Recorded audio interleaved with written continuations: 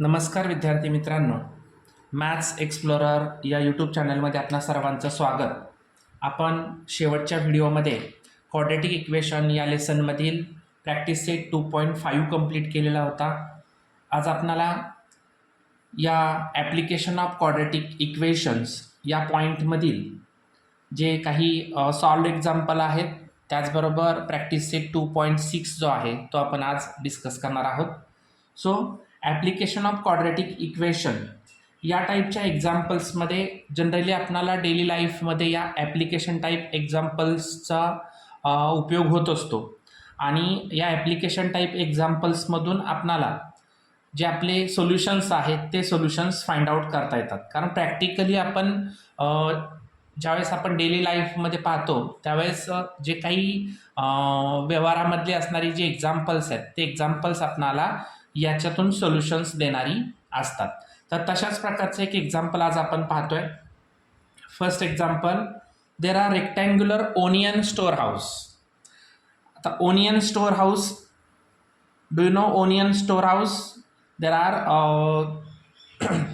completely rectangular part is given there. So the onion storehouse, it is given. So I have draw here one figure, that is the rectangular onion storehouse. Okay, this is the rectangular onion storehouse. Okay, in the farm of Mr. Ratnakar Rao at तिवासा. Okay, mister Ratnakar Rao यांचा तिवासा या प्लेसला एक onion store house आहे. The length of the rectangular base is more than its breadth by 7 metre. Okay, बघा आता काय सांगितलेलं आहे. The length of rectangular base is more than its breadth by 7 metre and diagonal is more than length by 1 metre. Find the length and breadth of the store house.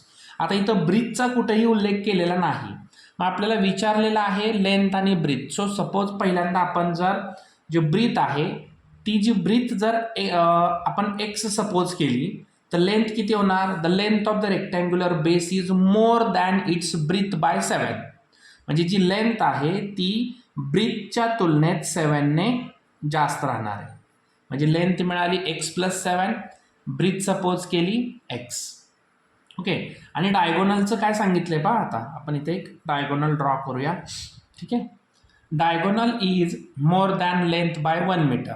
लेंथपेक्षा diagonal ही 1 मीटरने जास्त आहे. मग लेंथपेक्षा 1 मीटरने जास्त म्हणजे x+7 + 1 means x+8. So diagonal काय तयार होणार? x+8. Okay, so find length and breadth. तर आपल्याला याच्यावरून लेंथ आणि ब्रीथ इथं फाइंड आउट करायची आहे. ओके, तर बघा आता खूप इझी एक्झाम्पल आहे. नीट समजून घेतलं तर आपल्याला सहज लक्षात येणार आहे. तर पहिल्यांदा आपण जे इथं सपोज केलं आता ते सगळं राईट डाऊन करणं गरजेचं आहे. Let breadth of the onion store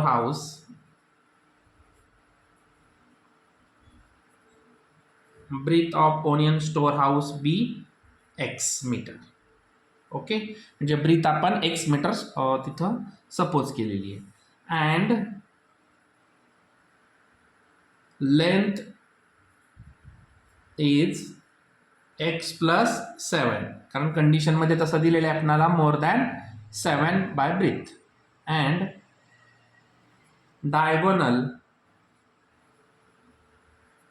is x+8 metre. Okay, हे आपण आता ह्या सगळ्या बाबी आपण इथं राईट डाऊन केलेल्या आहेत. यानंतर आता इथं तुम्हाला दिसतंय की रेक्टँगल आहे, त्याचा डायगोनल आहे, त्याच्यामुळे इथं राईट अँगल ट्रायंगल तयार झाला. मग राईट अँगल ट्रायंगल असेल तर याच्यावरून आपल्याला एक्सची व्हॅल्यू जर फाइंड आउट करायची असेल तर आपण पायथागोरसचा थिअरम इथं यूज करणार आहे. इथं लिहिणार बाय पायथागोरस थिअरम. पायथागोरसचा थिअरम काय आहे?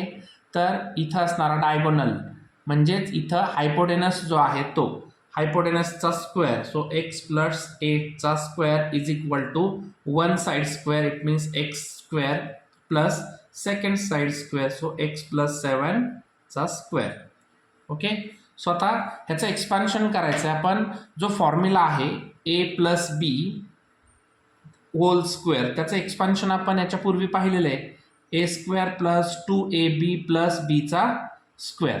मग त्याचप्रमाणे इथं आपण या दोन्हींचे पण इथं एक्सपान्शन करणार आहोत. सो इथं एक्स प्लस 8चं एक्सपान्शन काय होणार बघा, ए फॉर एक्स, सो एक्सचा square plus 2 into X into 8. Okay, 8 two 16, 16x plus 8चा स्क्वेअर 64 आणि X plus 7 square, so x square plus 7 two 14x plus 7 square 49. Okay, so x square plus 16x plus 64 is equal to x square as it is plus x square plus 14x plus 49. Okay, side change करूयात. आता इथं आपल्याला दिसतंय बघा x square, इथं x square इकडे गेल्यानंतर minus होणार, म्हणजे x plus x square cancel होणार. ओके, आता आपण हे सगळे तिकडच्या बाजूला घेऊया. काय होणार इथं मग एक्स स्क्वेअर प्लस 14x, हे 16 इकडे गेल्यावर मायनस 16x, 64 इकडे आल्यानंतर मायनस 64 इज इक्वल टू 0. आता लाईक टर्म्स कोणते आहेत, हे दोन इथं कॅल्क्युलेशन होत आहे. So x square plus minus minus 16x मधून 14x गेले, मायनस 2x इथं प्लस मायनस 64 मधून 49 गेले, 15 आणि greater sign minus is equal to 0. आता याच्यामध्ये आपणाला ए आणि सीचा मल्टिपल करायचा आहे. 15 वन जा 15, सो इथं आपणाला मल्टिपल आणायचं आहे मायनस 15 आणि त्याचा सम आणायचा आहे -2. असे दोन फॅक्टर आपणाला इथं, दोन टर्म आपल्याला इथं सर्च करायचे आहेत. ओके, सो आता दोघांचा एकाचा मल्टिपल आला पाहिजे 15 आणि त्याचा सम आला पाहिजे -2. सो 5 3 जा 15, 5 मायनस 3 2, सो 5 अँड 3 आपण इथं चूज केले. आता साईनचा विचार करू, दोघांनाही मायनस साईन पाहिजे. मग दोघांनाही मायनस साईन पाहिजे त्यावेळेस आपण ग्रेटर नंबरला मायनस देतो. 5 3 जा 15, minus 15 plus minus minus 5 minus 3 2, greater sign minus. So इथं आपल्याला जे काही टर्म्स आहेत ते मिळालेत. आता हे टर्म्स आपले मिडल नंबरला टाकून द्यायचे. X square minus 5x plus 3x minus 15 is equal to 0. तर ग्रुप करायचे, कॉमन निघणार x मायनस 5, इथं कॉमन निघणार plus 3x minus 5 is equal to 0. Check करायचं पुन्हा, 3 into x 3x, 3 into minus 5 minus 15, बरोबर आहे. सो आता इथं सेम असणारे ब्रॅकेटसाठी कॉमन ब्रॅकेट घ्यायचं आणि बाहेरचे जे नंबर्स आहेत x प्लस 3 एका ब्रॅकेटमध्ये. सो आता प्रत्येक ब्रॅकेटला एक इक्वेशन रेडी करा. और x plus 3 is equal to 0. So x is equal to plus 5. This is the first one value and x is equal to minus 3. आता आपल्याला माहिती आहे की कधीही ब्रीथ, आता एक्सची व्हॅल्यू आपण जी ब्रीथ सपोज केलेली आहे, ब्रीथ ही निगेटिव्ह असणार आहे का नाही. मग इथं लिहिताना लिहायचं breadth is never negative, breath is never negative, therefore x is not equal to -3, therefore x is equal to 5. म्हणजे आपल्याला x किती सपोज करायला लागणार 5. आणि आता length is equal to, length काय घेतली आपण x प्लस 7, सो x ची value 5 plus 7 is equal to 12. आता मीटरमध्ये घेतलेलं आहे, सो 12 मीटर लेंथ झाली आणि ब्रीथ किती झाली 5 metre. Okay, so last sentence लिहायचं, therefore length and its breadth are 12 meter and 5 meter respectively. Okay, this is the first one example. Then second one बघा. आता सेकंड एक्झाम्पल काय दिलेलं आहे काळजीपूर्वक पाहूया आपण. अ train travels 360 kilometre with uniform speed of the train. म्हणजे एक ट्रेन जी आहे 360 किलोमीटरचा टोटल डिस्टन्स कव्हर करणार आहे. Uniform speed of the train is increased by 5 kilometre per hour. म्हणजे पहिला पूर्वीचं असणारं जे स्पीड आहे त्या स्पीडमध्ये युनिफॉर्म स्पीड आहे पूर्वीचं, त्या स्पीडमध्ये 5 किलोमीटर पर आवरने स्पीड जर इन्क्रीज झालं, वाढलं, तर it takes 48 minutes less to cover the same distance. म्हणजे पूर्वीच्या कंडिशनमध्ये जे 360 किलोमीटर डिस्टन्स कव्हर करण्यासाठी असणारा स्पीड आहे की जे आपण समजा एक्स सपोज करूया, तर त्या स्पीडपेक्षा नेक्स्ट कंडिशनला जे काही 5 किलोमीटर पर आवरने जे स्पीड इन्क्रीज झालेलं आहे त्याच्यामुळं टाईम किती लेस झाला, 48 मिनिट्सचा टाईम तिथं लेस झालेला आहे. सो आपल्याला फायनली विचारलं आहे काय, find the initial speed and of the train. Okay, आता जे विचारलंय ते पहिलं आपण सपोज करणं गरजेचं आहे. मग आपण इथं आता बघा, आता सपोज करूया. काय सपोज करावा लागणार आहे आपल्याला इथं, खूप इझी आहे बघा, की पहिलं लेट इनिशियल स्पीड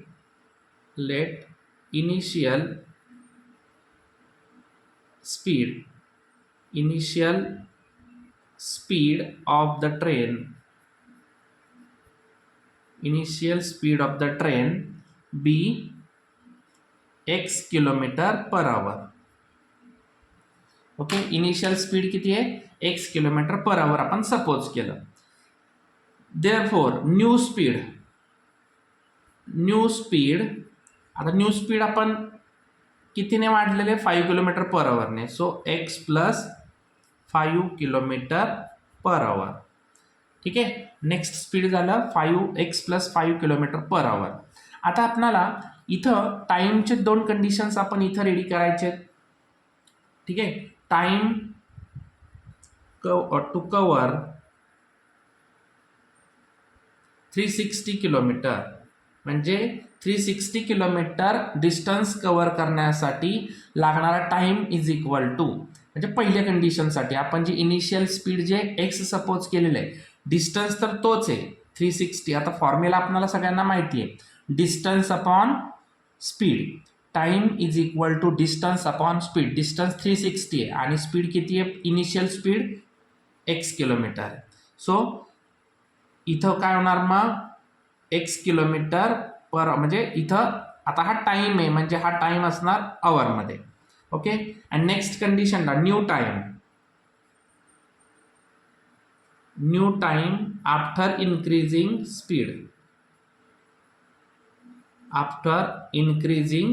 स्पीड, म्हणजे आता नवीन time is equal to distance same. So speed काय, न्यू स्पीड x प्लस 5 आता आवर. ठीक आहे, आता क्वेश्चनमध्ये दिल्याप्रमाणे अकॉर्डिंग टू क्वेश्चनमध्ये काय दिले त्यांनी, की जे काही पहिलं स्पीड आहे त्या पहिल्या स्पीडमध्ये 5 किलोमीटर पर आवरने स्पीड वाढल्यामुळं टाईम किती 48 मिनिट्सने लेस झालेला आहे. ओके, मग तो लेस जो टाईम आहे तो टाईम आपल्याला कोणामधून मायनस करावा लागणार आहे, तर जो इनिशियल स्पीड आहे किंवा इनिशियल टाईम आपण जो सपोज केला आता 360 अपॉन x, त्याच्यातून आपल्याला तो मायनस करावा लागणार आहे. मग आपण वाढलेला टाईम जो 360 upon x plus 5 is equal to 360 upon x minus, आता इथं पहा, आता 48 मिनिट आहेत आणि आपल्याला इथं सगळं दिलेलं आहे अवरमध्ये. सो याचं त्या मिनिटाचं आपल्याला अवरमध्ये कन्वर्जन करायचं असेल तर आपण काय करणार, इथं 48 मिनिटचं अवरमध्ये कन्वर्जन करायचं असेल तर 48 अपॉन 60, आता हे अवरमध्ये झालं, म्हणजे याला डिवाइड आपल्याला किती करावं लागणार, 60 डिवाइड करायला लागणार आहे. सो इथं मिळालं 48 डिवायडेड बाय 60. ओके, सो आता हे 360 आपण काय करूया, आता हे साईड चेंज करून घेऊया. हे 48 जे आहेत 48 इकडच्या बाजूला गेले की मायनस होणार आहेत. So 48 divided by 60 is equal to, हे तिकडे गेल्यानंतर मायनस होणार आहेत. 360 अपॉन x इकडे आल्यानंतर 360 अपॉन x प्लस 5 ते मायनस झालं.